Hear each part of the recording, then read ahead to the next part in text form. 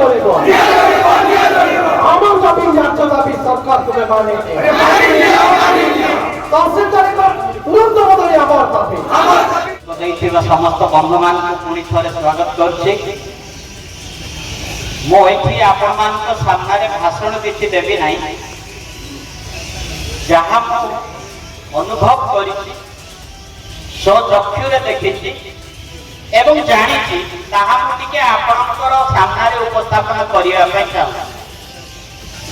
ଭାଇ ଆମର ବହୁତ ଗରିବରୁ ଆମର ଭାଇ ଭଉଣୀମାନେ ଆସିଛନ୍ତି, ସମସ୍ତଙ୍କୁ ଧନ୍ୟବାଦ। ଆଜି ଏଠାରେ ଏକତ୍ରିତ ହେବାର ଏକମାତ୍ର କାରଣ